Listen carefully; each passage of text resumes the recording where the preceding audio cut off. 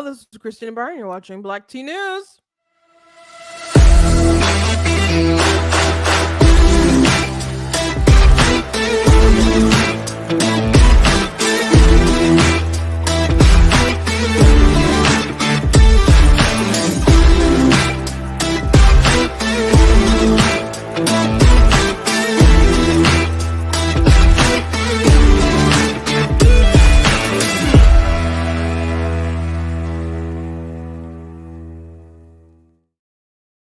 Hello. Welcome to Black Tea News. I am your host, Christina Barr, and today we are going to be talking about Republicans saying some serious things about doing an inquiry in impeachment with Biden, and I think it's pretty warranted with all the stuff that's floating around. It's something I've kind of doubted because you do impeachment and it's not always doesn't really turn out well politically, and I don't think that's a reason to not do something, but people do definitely weigh those particulars when they make decisions because this is politics. So we'll be talking about McCarthy's comments, bit of corruption, which we've talked about, well, all the time, but we talked about the whistleblower testimony into Hunter Biden yesterday, but Hunter Biden is not Joe Biden, but the reason why they're intertwined is because they are doing business together, or at least Joe Biden kept telling the public that he didn't have anything to do, not just anything to do with the business, that he didn't talk to his son about it at all, which isn't true. And there's plenty of evidence that they were colluding with each other to enrich each other. And even though you might not see big payments like pointing like this is what Biden got, they're pretty, sneaky about a lot of stuff. But the pieces are beginning to come together. We'll also be talking about, I shared a story that's been in the news quite a bit about a 17-year-old, well, she's not 17, she's 19, who aborted her 29-week baby, or fetus, if you want to call it that, because technically it's a fetus until it's out, but also, unborn you can also call a baby, so whatever floats your boat. But 29 weeks, that's a 95% survival rate at that point, but she took these abortion pills to kill it, which the abortion pills suffocate/starves the baby. And then they tried to burn the body. So people have been freaking out. I'm like, oh my gosh, some people are like, nah, that's too late. Like, she's lucky she only got 90 days. But some people are like, how dare they do this to a young woman who just didn't want to be a mom? She's not charged for actually the abortion. She's charged for burning the body. And there's been some interesting commentary. Most people, I think that story is pretty horrific. But the abortion lobby pretty much doesn't want any limitations at all. And people think that's an exaggeration. It is not. Why do you think there's politicians, when you ask them, do you support any limitations on abortion? They just don't want to answer that question. They don't want to answer that question. I've confronted my congresswoman about it. She didn't want to answer that question about any sort of limitations. Do the unborn have any sort of rights? They are totally mum. So some folks, including some elected officials and influencers, are going along the route of it's being of charging her at all is horrific. And I want to show you guys some examples because it's pretty nuts. And I think it's important to show you guys examples because sometimes people just think that folks are exaggerating. They think there's an exaggeration when you talk about some evil things in this world. And I feel compelled to at least give you some evidence so you know what's going on out there and what people are pushing for. Also, CNN did an interesting segment on crime in San Francisco and the links that people have to go to stop people from stealing. And it's getting pretty bad out there. It's been pretty bad, but it's getting worse. So those are particular things that we'll talk about today. Before you jump into it, I encourage you guys to go to blacktnews.com, check out different content on my website, different articles, different videos, etc. If you like what I do here, please consider leaving a donation at blacktnews.com/donate. It costs a stream, costs to run my website and all that stuff. So if you can, help with the overhead. The Bible says have not because you have not, ask not. So I'm asking if you can support. God bless you. I very much appreciate it. I'm appreciative to those who have helped. in the past, and those of you continue to do so. If you're watching on Facebook or YouTube, there should be a link in the description. You can also give via stars on Facebook and super chats on YouTube. You guys can also get nifty things at the store, like I'm wearing my "I'm Not the Victim You're Looking For" t-shirt. It's available at blacktnews.com. A lot of people are really into this shirt, really like it. So go ahead and pick that up if you like, along with some other things that I have that's available for purchase. If you go to blackteennews.com, the first thing that you will actually see is this um, landing page for my book, Of Course God is Blatantly Against Abortion. You guys can get that on Amazon. You guys can get it on at Barnes and Noble. And so it covers obviously theology, but it also covers our rights and where some of these laws are going, as I just the politics of our day, and drawing a light to it, or shining a light on it rather, is in the book. It deals a lot with U.S. politics. I know there's people who watch me from all over, but from the U.S., I know a lot about U.S. stuff. So people say, "Write what you know." Some, a lot of it is sticking with stuff that I know, but is some stuff is mentioned, worldwide. But it's a very focused U.S. book. But I know a lot of you are very focused and interested in U.S. politics. So go ahead and pick it up wherever you are in the world. It's not translated in any other language than English, but there's different stores on Amazon when you go and click on stuff. So go ahead and check out that book. I also have other books that I've written as well. Only 2 of my books are fiction, nonfiction rather, but the rest are fiction. So if you go to blackteennews.com and hit the merchandise button, go to the very top, there's a banner will take you to my book website. So if you guys are interested in contemporary fantasy and paranormal romance and other stuff like that, I got those books too. So go ahead and check it out. I don't have a funny for you guys today, so I'm gonna go ahead and jump to it. But there's a article, I didn't get to read it yet, and it is behind a paywall. But the Washington Post wrote an opinion piece about free lunches, free lunch program, and I saw it because my governor, Whitmer, she retweeted it, not back to the free lunches, but to Whitmer. And she's like, "How about we just, make all the lunches free?" And there's a lot of people in the comments that are like, "Free what? What is it? What is free? How does something free?"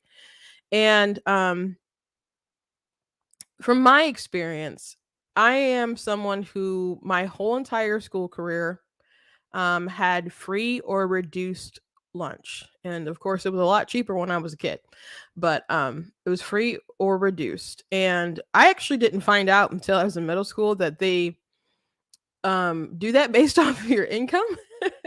I mean, I would bring home a form, for my parents to fill out that was based on the income or whatever. I guess I just didn't connect the dots.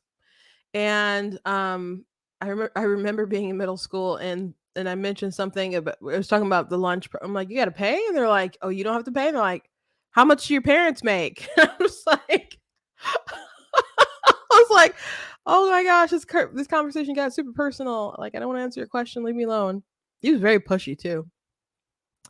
Um, but I that was when I moved out to a rural area. Half my school career was like in an urban, like little city environment, and then I moved out to a rural area where I was just like a little splash of chocolate and the plethora of kids. Not even a plethora. There was like, I don't. They're not even like 100 kids in my graduating class, but no, I mean not even 200. There was like just shy of 2, I think.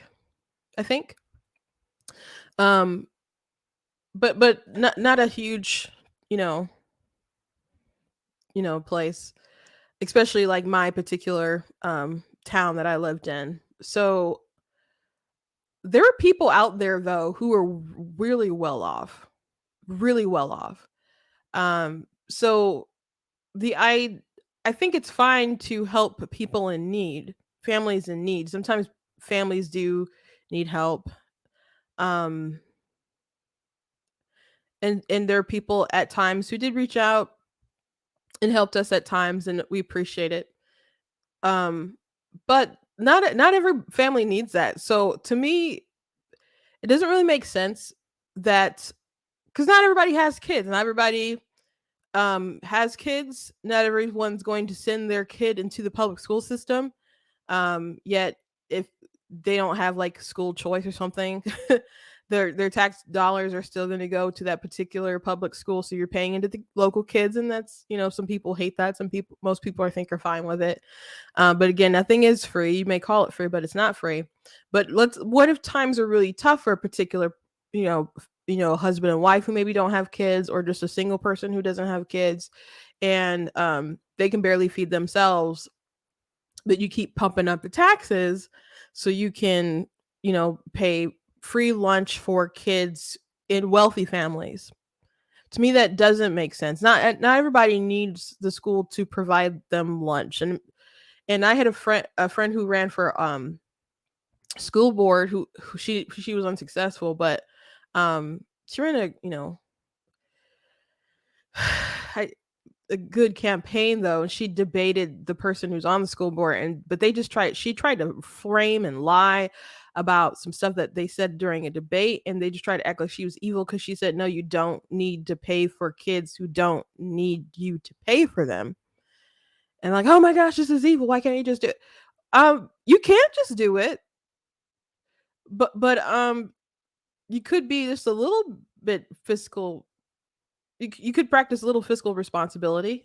Um, if there's someone with really high upper income and their kids go to a particular school, because not everybody sends their kids to private schools or homeschools. Some of these people send them to, nice school districts. There were, when I lived out where in the rural area, we lived in a manufactured home community, as my mom likes to put it, but it's a trailer park. But there are people who lived in some nice areas, or there are people who, had a lot of land and had businesses and did really well. And they could definitely pay out of pocket for, that three something. I don't know how much the lunch was at the time, but they could afford it. Or people would just pack their kids' lunch, people would do that. So to me, it doesn't make sense to pay for wealthy families like that. To me, it just, and I don't understand why, if people qualify for reduced lunch and they qualify for free lunch, why people are so passionate, I guess, about pushing like, no, we must do all of them. I don't get that. Um so that's a continued conversation. What I also don't get, because some people push back and say, well, why don't you Republicans want to pay for all the kids and all this stuff, because you guys don't want there to be abortion and accept. Well, again, some people have kids and they can afford them. um when I so my family, my parents were like low income, not my whole life, but you know pretty much, but and they had 7 kids. That's a contributing factor, right? um so when the last 2 were in school, we moved out to the burbs, and we had it, we're living in a nice place, but mostly because everybody was pretty much grown up, and everybody's got it, has a job, and everybody's pulling their money together to pay for rent and other stuff. So, we had a nice place. We lived in a nice neighborhood. And so when my dad had to make the decision, like he had the form to like fill out the free lunch, it's just kind of like, I'm not going to do it, because he didn't need to do it. He didn't need to do that. So he opted not to. Like, we're living in the suburbs in this nice place. Like, it's kind of, I don't know, messed up to be like, yep, give my kid the free lunch. So they just opted for my last 2 siblings to not have to do that, and they just paid for the lunch, or made the lunch. Mostly just paid for it. So if you can do that, if someone's in a position to do that, and again, not rich or anything, we didn't like reach that height or something. They just didn't need to do that. So someone who is really, really financially well off and can take care of all their kids, their two kids or whatever, why, why do you want to just throw that at them and just pay for the lunch? I just don't, I don't get it. I don't get it. But anyway, if people will say like, why can't you guys just take care of the kids, or why don't you guys want to pay for every single program and child care and paid leave and pre-K and all that stuff? Like, if you guys don't want people to abort their babies, then you need to pay for all these things, all the things, healthcare and college and et cetera, blah blah blah. If you really care about kids, so there's kind of like what kind of sounds like to me when they make arguments like that. It's like, do it or the baby gets it. That's what it kind of sounds like to me. But the you could really flip that, in reverse, because it's like, okay, well, if you don't feel like a parent has an obligation to their child, why do you think strangers have an obligation to other people's kids or you? Like, you as an adult, why should a stranger help to pay for social benefits that benefit you? If your value is dependent upon how you can take care of yourself, then why is that only in the womb? Why is it not outside the womb? So I just don't think that logic really tracks. And by the way, I think when people poor people are really resourceful, man. They just are. They just are. But if you find a way to kind of make excuses for people, sometimes they'll take the excuse. Like with the turnaway study, which a lot of people, it's flawed in its method, in its just overall as a study, but people, it was all over different headlines and news and stuff like that because they followed like women who were denied abortion up to 5 years or whatever. So they're trying to say, oh, it's gonna impact your income and other things like that. And so something that they don't like to put in the articles and other things is that 96% of women who are turned away from abortion, like they were going to get one and they couldn't, or what, for whatever reason, they were really glad that they didn't kill their baby. So most people who think that maybe they need that out learn that they don't need that out. And they forge relationships with their children and bonds with their children, and they love their children and they're very glad to have them in their lives. And what income gaps or whatever that they claim happened, dissipate over the course of the years as well. Like, people can still get their life in order even if they have, an unplanned child or whatnot. So either you believe that people are supposed to help one another, and I think we are supposed to do that. I think it's not really kind if you force that from the government top down thing. I think people should be more compelled to do charitable things. Well, not compelled, but because I don't think the government should compel you. If the government compels you to do charity, it's not charity, right? But if you know, want to do that, just as your heartstrings tugged for your common man, and you want to help them pay for college, and you want to help them pay for health care, and you have scholarships, or you give different grants, or you know you run a soup kitchen, and you pack lunches, or you sponsor a child. I know people who've sponsored kids in their education and paid for like portions of it or most of it in different, like, really nice schools, and really help the parents get their children through those programs and really set them up for success. If you can do things like that, that's great. You don't need the government to make you do something kind. You always have that option to all the bleeding heart people out there. But a lot of people who are like, oh, you got to make sure that you really do the different programs, and we need them funded and stuff. It's a lot of times because people benefit from particular things themselves. So I mean, like, people are like, if you really supported children, you'd want free college. I'm like, what does not killing a baby got to do with your free college? And they say, well, so they don't have to pay for the college, um, and to alleviate that burden. But I just, again, it sounds like give me this thing or the baby gets it. So anyway, just a thought that I had.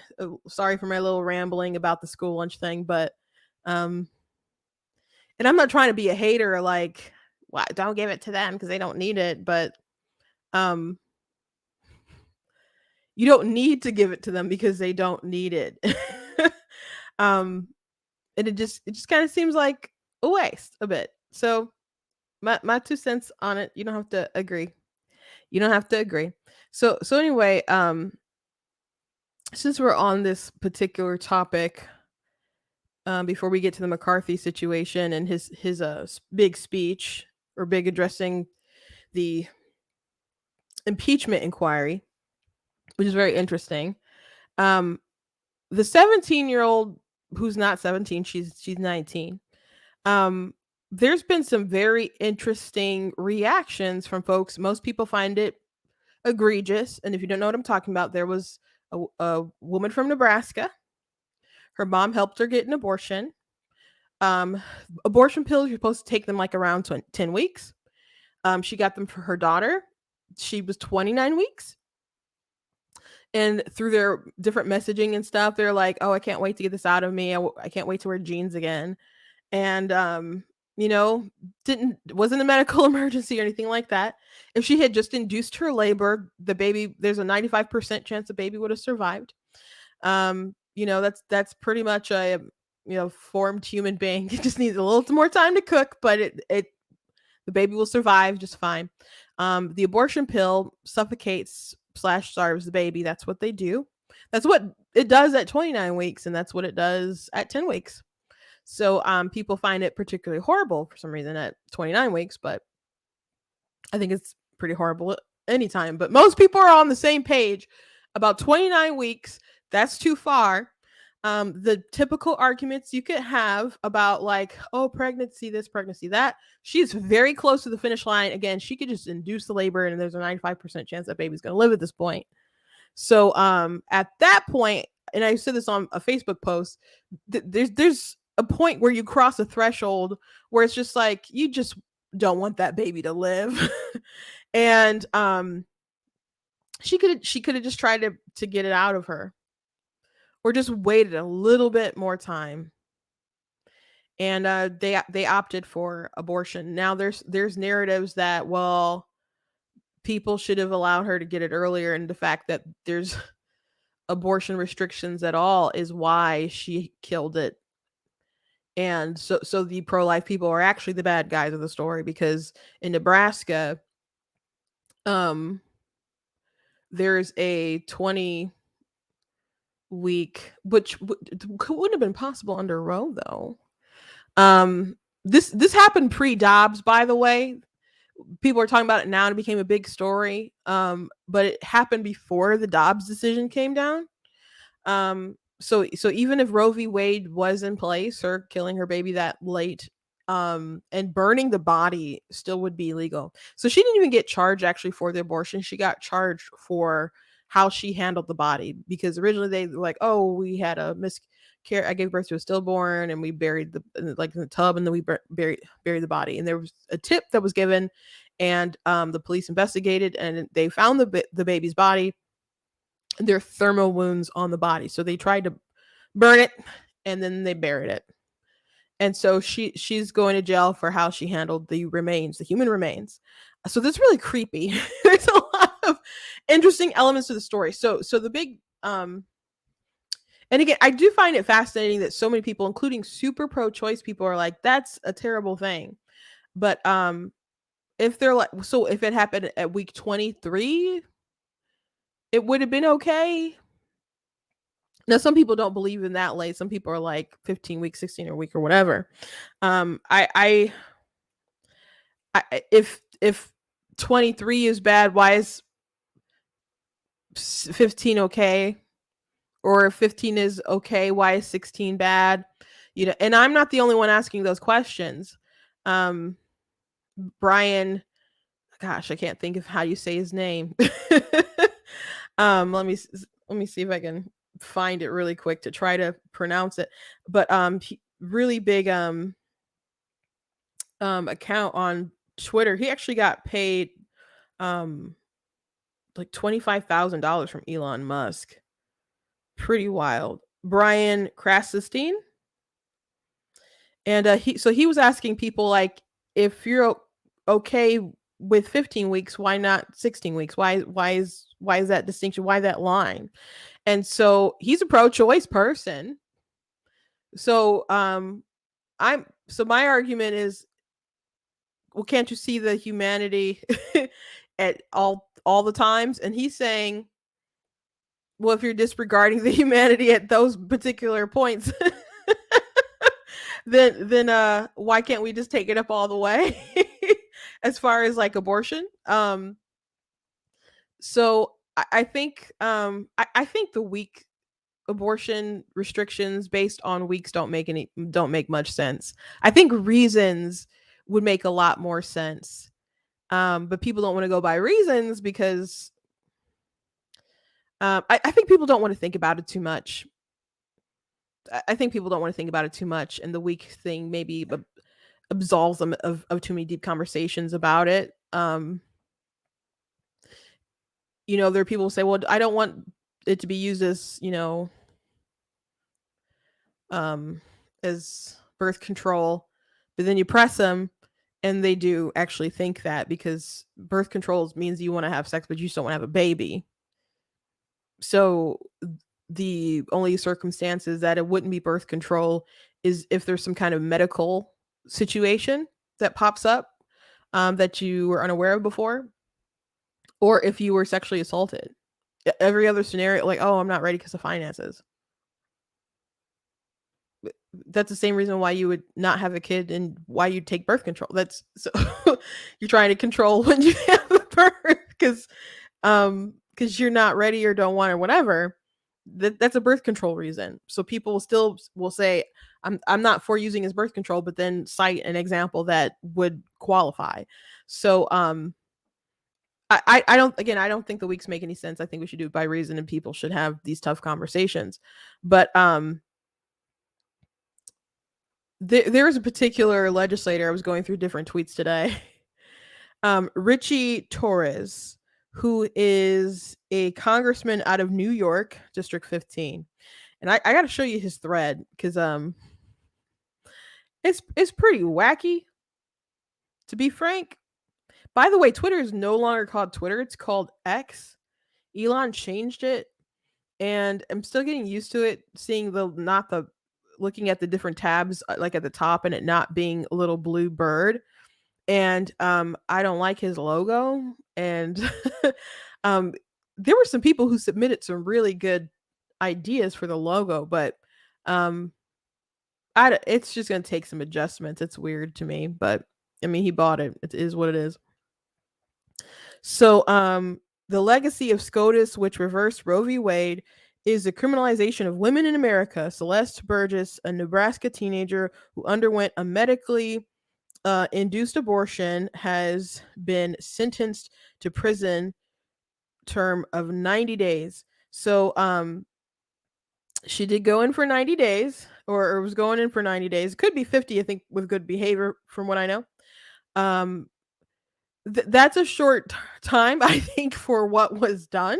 But she is not being charged for actually having the abortion. Again, 29 weeks, viable baby, very viable, 95% survival rate. If she had actually if she had just induced the labor instead of suffocating the fetus first, the baby would be alive, and I guess on the way to be adopted by, well, I guess by now would have been adopted, and living a life with hopefully a loving family.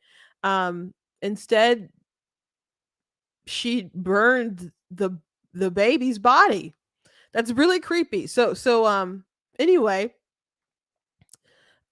this guy said, Richie, delete this tweet and go read the real story. I am as pro-choice as it gets. But this woman, 18, and her mom really bleeped up here. She self-aborted at 30 weeks, it was 29, then burned the corpse with her mother's help. She's lucky it was only 90 days. So he posted the story underneath it. And then Richie replied here, a 19-year-old tragically acted out of desperation for the fear of criminal prosecution. This is what happens when there's a climate of fear compounded by the reversal of Roe. And he said, very true, but this happened before Roe was overturned. Date of her crime was April 26, 2022. Roe wasn't overturned until June 24, 2022. She made a really, really stupid decision as a young woman, but she's certainly no victim. Okay? You think it would end there. Bro's trying to do him a favor. And then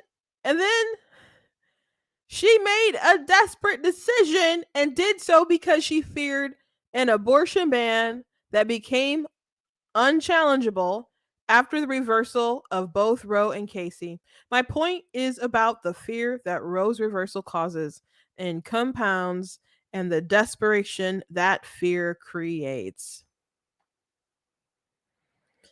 And this person said, couldn't possibly agree more, but this case is not the case you want to be using as your shining example of why we need Roe reinstated.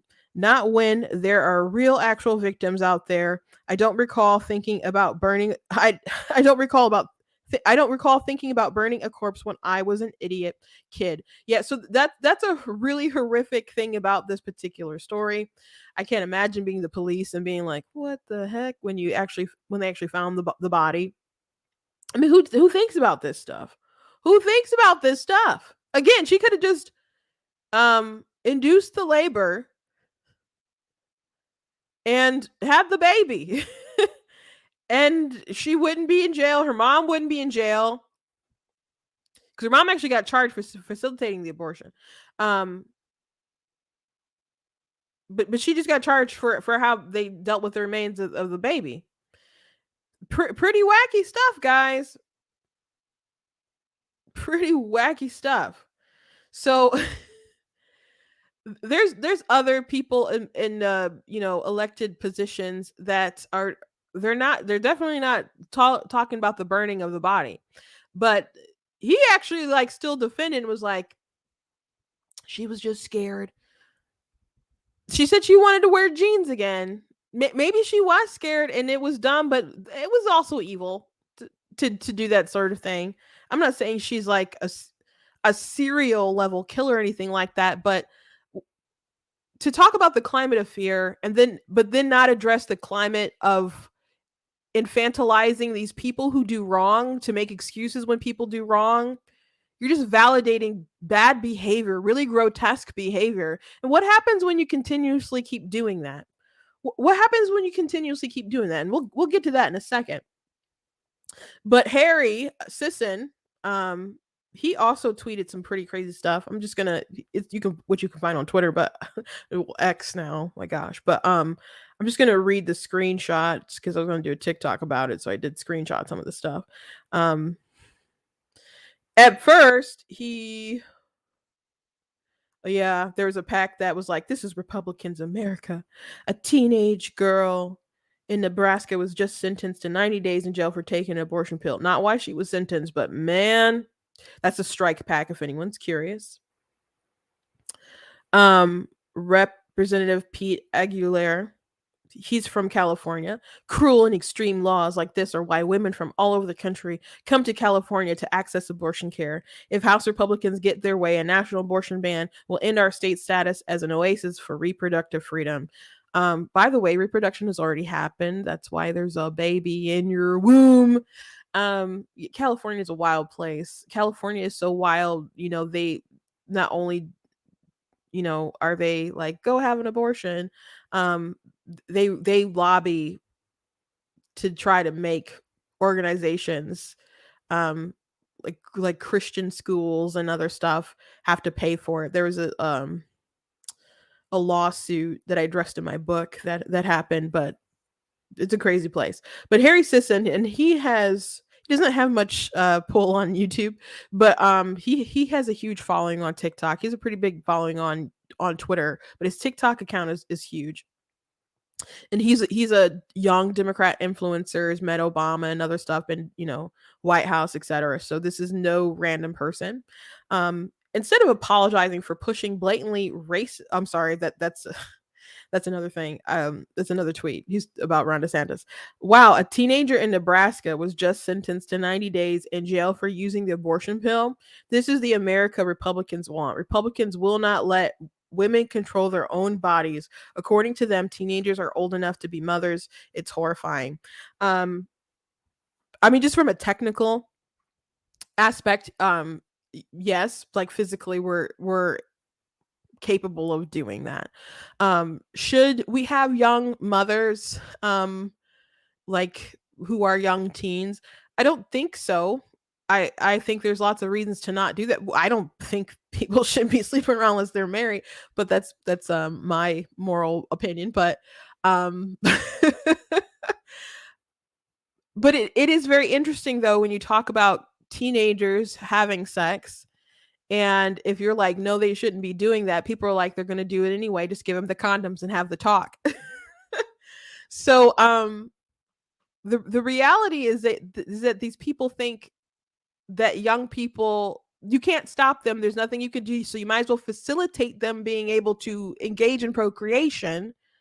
And then they go, well, if the baby comes, how dare you think that they shouldn't be able to kill it?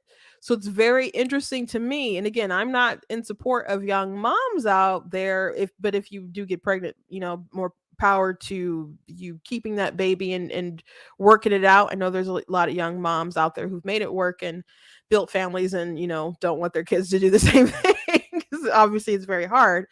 But it's crazy to me that you think that your kid is not too young to have sex, is not too young to make the baby, but they're entirely too young to be a mother, but they're not too young at all to kill the baby. That's very strange to me. That you think your child has that sort of maturity to grasp the repercussions of what they're doing to their mental state, their body. There's women who have abortions can never conceive again, or can't rather carry a child to term. You're doing something very unnatural to your body. On top of psychological, emotional, whatever issues that can occur with the young woman, including possibly dying. There are women who've died in botched abortions with different complications. Including, there's a story in Michigan where I'm from some years ago. There was a young woman who she got an abortion without her parents' permission. Her boyfriend's, who was too old for her, but her boyfriend's sister brought her to the clinic, and she did not live. And that clinic was eventually shut down. It had different violations and stuff, but this happened like in Southfield area. Yeah, but it can happen. And these companies, these abortion lobbies, they want kids to be able to do that without their parents' permission, without their knowledge. California wants that to happen, and also in Michigan. Now, we just passed a constitutional amendment, and people are like, "Oh no, there'd still be like you'd still need consent and parental consent, and all this stuff." I'm like, I don't see how that's possible if you look at the actual laws, but also the same people who pushed for the constitutional amendment were actually literally tried to pass two bills that took away parental consent, literally repealed it. They literally wanted to repeal that part in our law to require parental consent. So I find it really suspicious when they want to pass a constitutional amendment, and I look at it and I say, well, this will get rid of parental consent laws. Oh no, it wouldn't. But that's what you want, right? If you go to like Planned Parenthood's like advocacy site, they talk about how they don't think that minors should be able to should be forced to let their parents know. They say it's a privacy issue. So they think their kids are mature enough for that to go behind your back and have this major surgery or whatever. They can have all these repercussions for them and takes the life. But Harry's like, how dare these Republicans not want a 17-year-old to abort her 29-week baby that she could have induced and it would have lived. That's wild. That's wild. And the reason why I had the other tweet, if anyone's curious, with Harry, I was gonna do a video. I guess, well, I'm gonna do a video, just thinking about how mad people are about Ron DeSantis in Florida over a fake scandal with the education, African American history education, which we talked about yesterday, and Harry's one of them. So I'll go ahead and read that tweet that I was referring to. Instead of apologizing for pushing blatantly racist education standards, which teach middle schoolers that African Americans benefit from slavery, Ron DeSantis doubled down and defended it. It's disgusting. Hey, Republicans, slavery was bad. It's not hard to say that. And he said, I can't believe we're in 2023 and we still have to remind Republicans that slavery was wrong and there was no benefit in sanity. And so what he's going off about is the fact that there's a robust curriculum in Florida for African American studies, which Ron DeSantis did not write. You had a panel of like African Americans who actually put it together, and within the very expansive list, there was a portion that talked about different skills that slaves learned that they could use for their own benefit. They're not saying that they were better off being slaves, that it's a good thing that slavery exists, or it's a good thing that they were slaves. Not what they're saying. What they're saying is, if you had to sew Massa's pants and then you said, I'm going to go and be a seamstress and make some money for myself, that thing happened. It existed. And acknowledging that isn't revisionist history, and it's not racist. But it's crazy to me that they can be so upset and fuming at something like this non-issue thing, and then be like, yeah, we should totally be able to kill babies at 29 weeks scot-free. Your morality is so skewed. Your morality is so skewed, these people. And I know there's pro-choice people who follow me disagree on this issue, but I'm just like, so many things people are so invested in and care about, and they're angry, especially at like sins of the past. And I'm like, just look into a mirror, bro. Like, what? Like 60 million babies. That's no small number. That's no small number. I'm like, you guys have your nerve. So there's plenty of pro-choice people who are like, the 29 weeks, that's crazy. Kudos to the guy who spoke, clap back at that, representative from New York.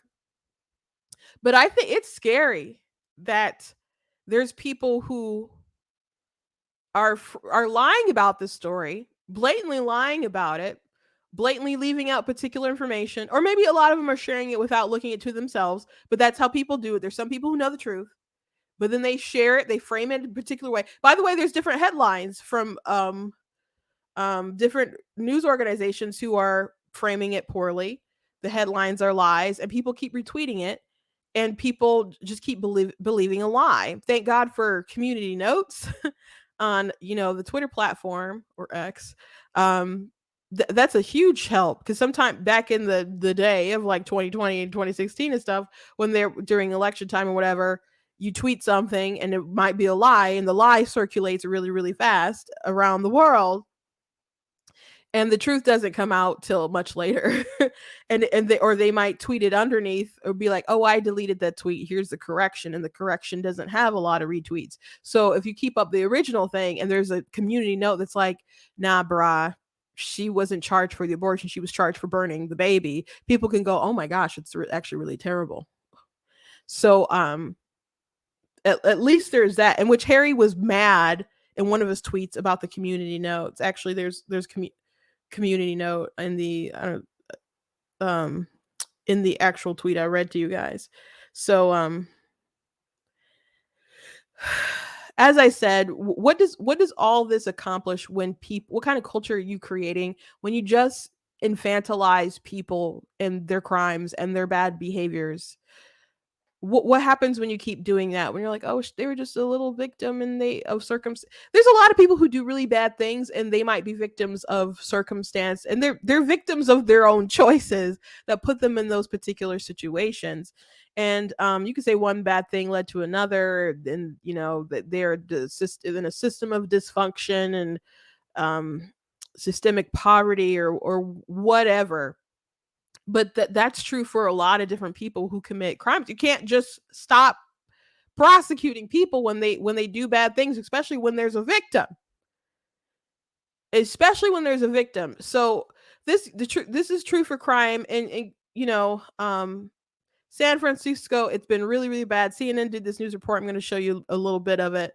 But if you steal under a certain dollar amount, they're they're not really going to get you. So people know this. So they go in and they steal stuff all the time.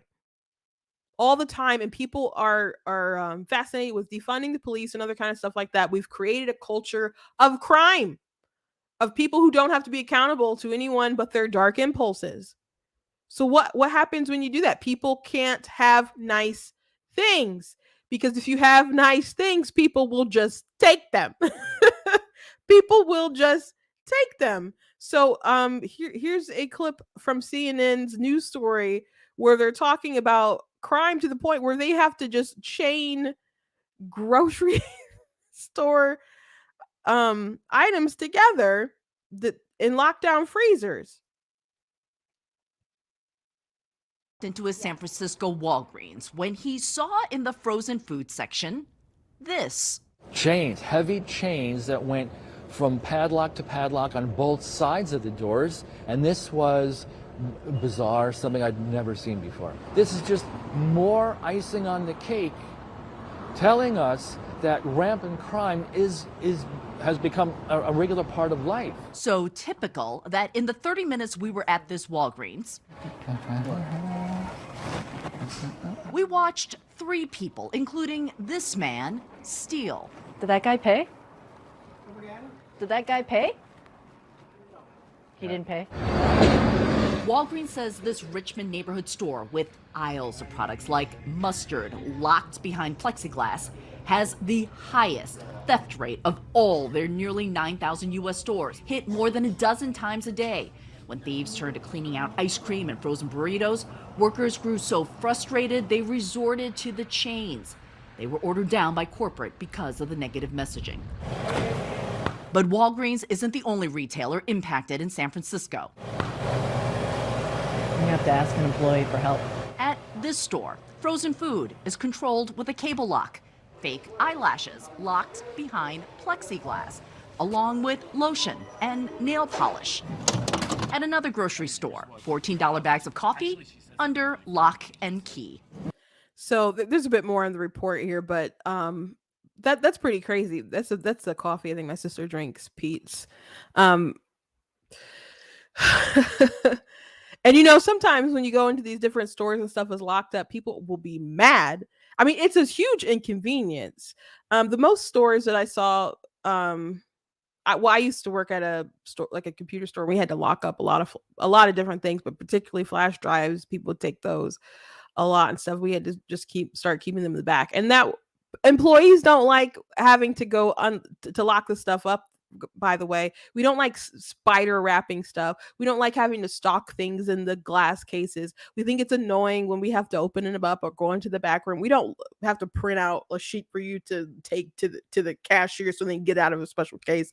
Like that's inconvenient. I know that's inconvenient for the seconds that you have to wait for it to happen. It's also very inconvenient for the employees who have to go through all that as well, especially because I was on commission. And you might be you have someone come in and they're looking for a 16 gig flash drive or something like that, and you have to take the time to get that, and you get your little bit off that. But while you're fooling with that, someone wants a computer build and you missed out on that sale. So I would much rather you be able to pick up a small item and not be concerned about you going out and stealing it. So it just creates a culture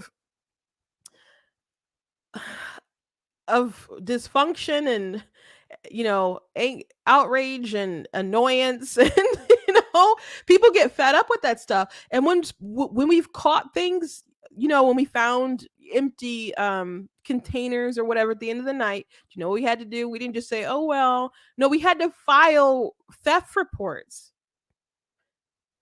That's annoying. That's an annoying part of the night. We don't like having to do that stuff. So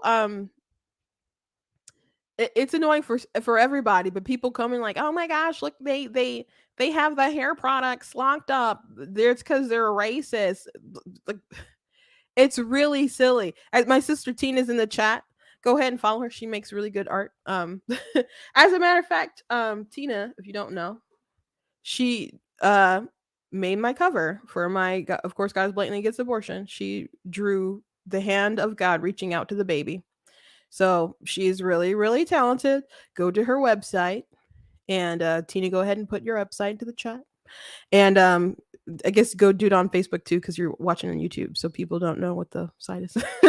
They don't know what I'm talking about. And go pick up some of her art. But someone blocked her on Facebook because they were complaining about different products that were locked up, and they're like, this is racist. And she's like, no, those are high theft items. So they just locked them up. And I guess instead of just saying, oh, thanks for that information, they just blocked her. They just blocked her. There's an article that I wrote about on my website some time ago. There was a activist who was mad that diapers were locked up. And they're like, if people need to steal the diapers, just let them take the diapers. And people roasted her. But people just don't, these thieves coming in, they don't steal just what they need. They steal to resell stuff. They'll take stuff, go to another store and be like, I got this, and try to get some money. But people do all kinds of different things with the stuff that they steal. People aren't stealing nail polish just because they like the color red and they want to put it on their nails, which, by the way, someone said I looked really good today. Thank you very much. Appreciate that. But I ain't do nothing different in my routine, but thank you though. People don't just steal things because they're in such dire, desperate need. People, and a lot of people in dire, desperate need, they particularly don't want to steal. Because what happens is they go to jail. People weigh their pros and their cons. And if they know, the issue is that a lot of these people know that nothing is going to happen even if they are caught. So that is why things are so bad over in California, and why people have different t-shirts that say, don't California my America. That's why. That's why. So when you continuously foster an environment of bad behavior, when you make excuses, when you're like, oh, well, they just really need the diapers. Be for real. Be for real. Go give them the money for the diapers if that's what they need, or send them money for the diapers, or just send them diapers to people in need. But you don't have to steal stuff. But a lot of people aren't, like I said, they're not stealing those diapers because that's a product that they really, really, really, really need themselves. You saw what happened in the news report. They locked up some things, so they moved on to other things. Like, oh, well, we can't pick up these things, the cough medicine. We're going to move on to TV dinners. We will get whatever we can. We can get whatever we can. during the BLM riots, I'll never forget this image, this video. If someone can find it, please send it to me. There was a woman who stole a cheesecake from the Cheesecake Factory amongst the mob of people in the riots. It was a white woman, and I remember her having the cheesecake, and it was just kind of jiggling a little bit. It had a slice missing. I don't know if it was missing before she got there. She sat down and had her little piece before she decided to go on the run. But it's immoral to steal, guys. And some people are like, oh well, there's insurance. People cannot survive with you just stealing their stuff all the time. Businesses cannot survive, and they will not rebuild. They will not bring their business back to those places. And there's different areas, different communities where crime and stuff is so bad, people just won't put grocery stores and other stuff in those neighborhoods, and the people are without those needs, and they have to go deeper into, like, bigger cities or the suburban kind of areas to go get their groceries or go get their stuff from Target and other places, but these big businesses just won't come back to your small community if you don't get your crime, not small community, just your crime ridden community, if you don't get it under control. That's how the world works. And even if people can just have insurance and stuff, which when there's theft, it just makes insurance go up. So maybe a big store can pay for that, but what about the mom and pop shop that can't afford it, that you're probably stealing from them too? You make it really, really expensive to do business in a place like that, and make it really, really not worth it. There's a lot more at stake. And even if someone could afford you stealing all their stuff, it's still immoral to do it. So these places need to get their stuff together. Stop infantilizing bad behavior. Just stop, especially for your political gain. Just stop. People do bad things. They need really, really, really bad things where they're actual victims, where you're violating different people's rights. You're taking their property. In some cases, you're taking their lives. And they're just like, oh, that person was desperate. Tell it to the judge. Yet you have stories like these, and contrasting that with, like, the electors in Michigan being all charged for, like, conspiracy and fraud for signing a paper, which, by the way, we talked about that last week, if you're not totally familiar with what I'm talking about. But in 2020, when Donald Trump was, like, still contesting the election in particular states, he had there's a different slate of electors that they wanted submitted at the same times, which there's precedent for this, like in Hawaii in 1960. It was like Kennedy versus Nixon, and Kennedy had, like, a separate slate of electors, and Nixon ended up actually losing that state. So they're like, oh, here's the electors. So maybe it was a bad precedent, maybe it was or wasn't, whatever, but it exists. So Dana Nessel is like, well, regardless of their intent, maybe they actually believe that Trump won, and they believe all this false information about the election stuff and blah blah blah. And mind you, this happened, like, pretty much right after the election. So even some stuff that's been debunked by now maybe wasn't debunked at that time. There's a lot of people who really still hold on, like, election stolen, fraud, blah blah blah. At that time, a lot of emotions were heightened, and a lot of people were very upset and genuinely believe, and a lot of people were at the TCF Center where a lot of shenanigans went on. I'm not saying, like, machines flipping votes or whatever, but there's different instances I could at least talk about where it was like, you messed up here, so they can't recount that. Oh, why are you giving the ballots messed up here, so why are you automatically giving this contested ballot to Biden? That doesn't make any sense. So there's different stories like that. So people covering the glass with the pizza boxes, that it doesn't inspire confidence. So I'm just trying to set the scene of how these people felt at the time. But Dana Nessel flat out was like, it doesn't matter what you felt or what you thought. You guys committed fraud, but intent does matter with crime. particularly these crimes as well. So I thought it was interesting that she kind of admitted that she didn't care about their intent at all and wanted to charge them anyway. And I wonder if that's gonna eventually be just kind of thrown out, because I thought it was kind of wild. Um, but the people she's going after, the youngest person's like 55, like she's about 80-year-olds and 70-year-olds that she wants to put in jail. It's pretty wild, pretty sad, and I know quite a few people on that list that they're going after. Um, but at the same time, they're like, let that 30 the, I mean, that 19-year-old woman, how dare she spend 90 days in jail for burning her baby's body? We live in a clown world. Okay, last thing I want to mention, and I guess I want to play this for you guys. McCarthy is talking about impeaching Biden, and so I'm going to go ahead and play this video. It's kind of long. It's about 7 minutes. I'll try not to interject, but I want you to know the process and what they're kind of thinking about, because I did question whether they would go this impeachment route, because politically, the circus is one thing, like when there's media and stuff around it, but how the public ends up kind of feeling like, oh, you're kind of attacking the president, it's not cool, and it usually can have some black blowback when you actually do voting. So people think about that, people know that, and I think what's important is this something that's actually worthy of him being impeached about, or impeached for, rather, I'm sorry.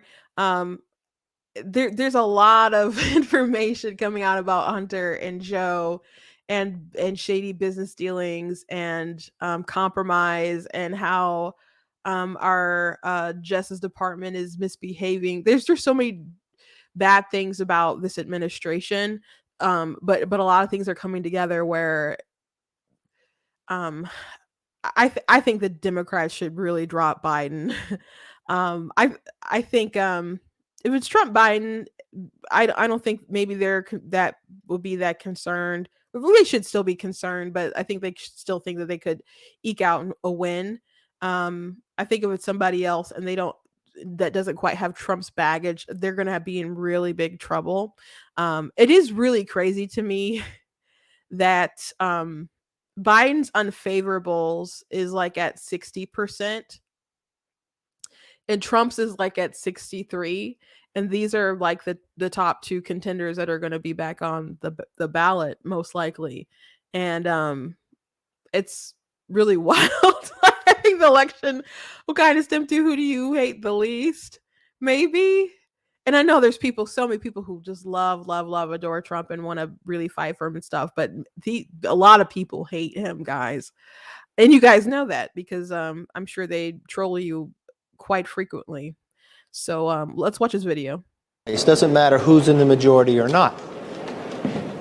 You have somebody who went to the FBI. They had a 1023, which is the form they talk about, who says this is an informant that the FBI continues to use. They heard that there were payments to bribe, allegedly, the vice president at the time. That the bribe would be hard to follow because there were shell companies that it would take you years to get through it. That was one allegation. We have a president who told the American public in October that he's never spoken to his family about any of the business. He said no one in the family had ever gotten money from China. Well, now that is proven not to be correct. We now have IRS whistleblowers come forth saying that the Justice Department used their power differently than David Weiss or Garland has said to the American public and to Congress and Senate. They also said that we all know the statute of limitations ran out for the most serious part when it comes to the Biden family on taxes. But the IRS whistleblower, who when asked questions in that hearing, said no, it was on the table to extend that so the statute of limitations wouldn't run out. And Davis Weiss let it go. So now you have the president saying one thing that we've proven is not true. You've got IRS whistleblowers saying something when it comes to government treating the Bidens different. You've got an informant claiming that the Biden family had been bribed. Should you ignore that, or you should investigate that? The only way you can investigate that is through an impeachment inquiry, so the committee would have the power to get all the documents that they would need. What I said last night, and I continue, I said it before, when more of this continues to unravel, it rises to the level of impeachment inquiry where you would have the Congress to have the power to get to all these answers. I would think the Biden family would want to answer these questions as well, provide the documents instead of holding them back. We're watching this administration use government much like Richard Nixon used by denying us to get the information that we need. So that was the answer to the question. Yes, sir. What would an impeachment inquiry allow congressional investigators that the oversight committees and judiciary committees don't already have? And how would you respond to Democrats' contention that the 1023 was in the possession of the Justice Department during the Trump administration under Attorney General Barr, and they found it not to be credible enough to move forward with an investigation? Not true. Not true. If you listen to what Barr came forward, Barr said he moved the 1023 when he found out about it to the, I believe it was the Philadelphia Department of the Justice Department. That Justice Department came back and said that, and don't quote me because I got to get the right terms, exactly what they said, but they said there was more merit and more information. When have you found a Justice Department of attorneys to find more information than the FBI? The FBI did nothing with it. And you raise a very good point here because you bring up that. Well, we have now found from the IRS agents, the whistleblowers who came forth, that they were denied this document while they were investigating. Not only were they denied the document, when they had a meeting, then they were going to talk about it, they asked to be a part of it, and they were denied to be there. Now that raises lots of questions. You never want people to question that type of thing. You want to be forthcoming. So what an impeachment inquiry does, it gives us the apex of the power of Congress for Republicans and Democrats to gather the information that they need. So when we're continuing that, you raise a question like this, wondering what's right or wrong, you would want the truth as well, just as you're covering it for the American public. What that simply provides is that the American public has a right to know, and this allows Congress to get the information to be able to know the truth. Yes, ma'am. What do you say to the moderates in your party who say you continue to side and appease the right wing on many issues, including Such as what? On talking about an impeachment inquiry of President Biden, on appropriations, on a long list of things? Well, I don't know, because you haven't quoted anybody. You just say something, you frame some brand of something, but let me answer your question. It's very forceful and truthful in this. I have nothing to do about who in the party. This is about America. And I raise to you, I've watched you on TV, you write every day about covering government. So right now you have a president who told you and every other American that he's never talked to his family about business and they never got $1 from China. You now know that's not true. You have a president, while he was vice president, that got 16 out of 17 payments from Romania while he was president. You now had never known that before he was elected, but you now have a document that the FBI had that didn't further to investigate, even though the Justice Department said there was merit, that said they were bribed and told they had to run through shell companies, which you never knew about, but now you know there are shell companies, and what they made this claim to be, you find that the form of which to pay in is actually what came through. You now have IRS whistleblowers who are not Republican, philosophically, who now say they were denied the ability to do their job, and in trying to do their job in the investigation of the Biden family, they were denied the 1023. Even in meetings where David Weiss has said one thing to them and different to the American public, different than the Attorney General had promised the American public, he said that they should be prosecuted.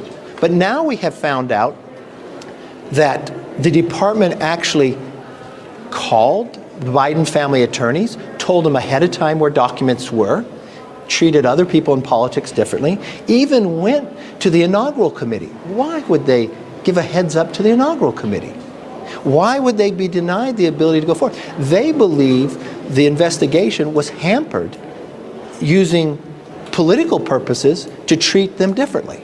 Now, as an elected official, having all this information, should I ignore it? No. Congress has a responsibility for an investigation wing.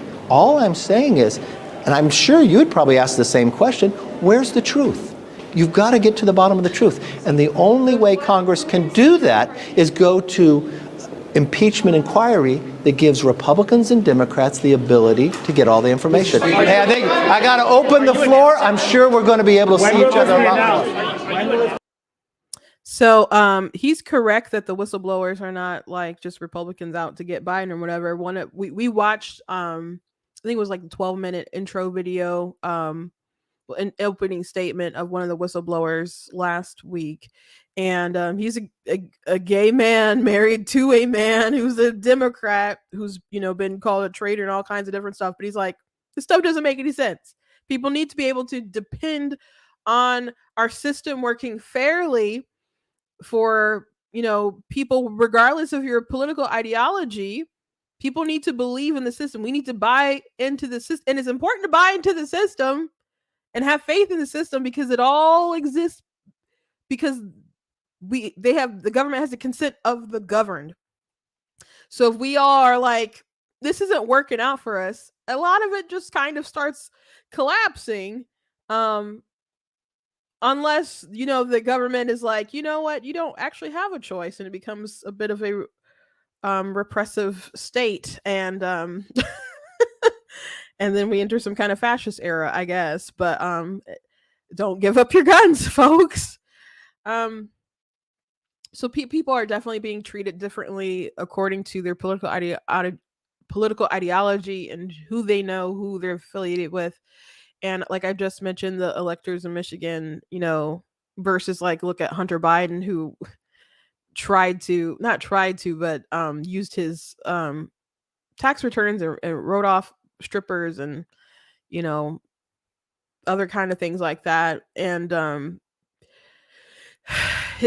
him getting money from China and Ukraine and other places, his dad being totally in the mix with that, him having his dad meet his business partners. He texted his daughter, and this was like revealed some time ago. I don't know how many people have talked about it. I've talked about it, but he's texted his daughter like, oh, you'll be lucky if, I'm doing all this stuff and I don't take half your money like my dad does.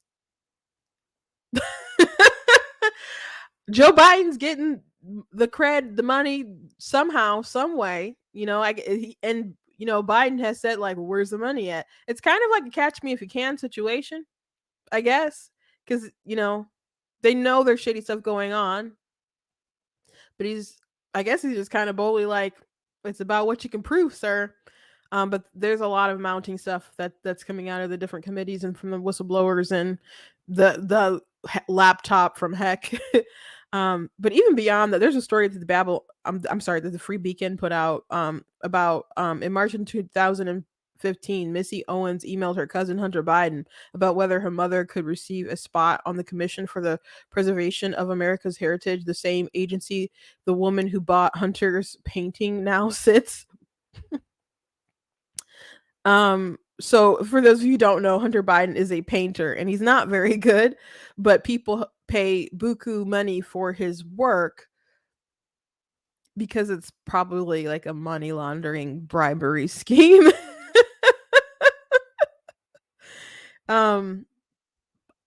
It's just really amazing that this is the president. He had all this baggage and he just didn't care, because it's not like people weren't poking their nose in it, because the laptop was out there, the FBI had it, and journalists had it. People were trying to suppress a story and obviously did repress the story, and they're just like, nope, this is how we're going to go forward and keep marching, and it doesn't matter because I'm going to get away with it. And ultimately, I think Biden probably will get away with it. I mean, Hunter had his plea, has that cushy plea deal. There's other things they could definitely charge him with, but they're just, cushy plea deal. And I doubt Biden will be impeached. He could be impeached. It just kind of depends what the ultimate political motivation will be for the Democrats at the end of the day. I think Kamala Harris should go like straight up House of Cards. I think she should be like, there's a lot of corruption here, and Biden does need to either step down or they need to impeach him. And I will, if I have to be the tiebreaker, I will support to impeach the president of the United States. I think they should. I think she should just go like Game of Thrones. This is mine. Not because I like her. I don't like her at all. But I don't know. I guess that would just be the smarter thing for her. That's the only chance she's going to be president if Joe Biden isn't. If she has any other sort of higher political aspirations, because she's just really insufferable, she should try to separate herself and appear like I'm above the politics. That would be a pretty bold play, and then people would have to follow. I think, what are you going to do when the vice president's like, no, you need to step down, and that you go that public route? And then if he gets impeached, who's the president? Even if it's for a little while. But then she would just probably run. Because the Democrats are so focused on race. How would their electorate feel if they just put aside a woman of color? So we'll see what happens. Okay, I got to let you guys go. Please go to blacktnews.com. Check out different content on my website, different videos, etc. Check out different merch like this one, like I'm Not the Victim You're Looking For shirt. That's really neat. So you guys can check that out and other stuff. Go ahead and check out my book, of course, Guys Blatantly Gets Abortion. Again, my sister in the chat is the one who did this. She does great, amazing work, but the book is really good itself. It's not just a cover art that's gorgeous. It's the content is amazing, I think. So it covers theology, of course, but it covers rights, and it covers science, and it covers philosophy. So go ahead and check out that book. Check out some other books and stuff that I have. Like I write fiction as well. So that's me. You guys can just search my name on Amazon. Follow me on Amazon too. Pick up a book and leave me a good review. You can if you go to blacktnews.com, go to the merchandise page. There is a banner that'll take me to my book website. So it's kind of a place where you can find everything. And if you like what I do here, please consider leaving a donation. It costs a stream and run my website and all kinds of different stuff. So if you can support with that overhead, I very much appreciate it. Some people are like, Christine, you should really run for politics. I've been there, done that actually. Attempted anyway. But I really feel, someone actually asked me the other day to run for county commissioner. But I feel like my place is media, and having these conversations and being an activist on the ground in other sort of different ways. So if you do, I appreciate people saying that, because they acknowledge that they think I can make a difference and do some good. But you can support in this kind of way. And what we're doing here, if you like what I do here. So if you can, go ahead, go the extra mile and support Black Tea News. And maybe it'll inspire someone else to take that plunge. But I really do feel like this is kind of the area where I'm supposed to be at. And I appreciate people following me and liking, subscribing, all that stuff. I have really grown tremendously. This point in time last year, I don't even think I had 1,000 followers. So I had a really, really huge boost from some things that went viral. Thanks, Dylan Mulvaney, I guess. But thank you for being here. Thank you for finding me. And some of my videos on TikTok, they're allowing to trend. I've been shadow banned there for like 2 years, but they still suppress my stuff. But it's not as bad as it was before. Like literally nothing they would allow to go to the For You page at all. So Facebook is wonky right now. I don't know what I can do to fix that, but we'll keep posting. We'll keep sharing. And I thank you guys for being part of the journey. And I will see you all tomorrow. God bless.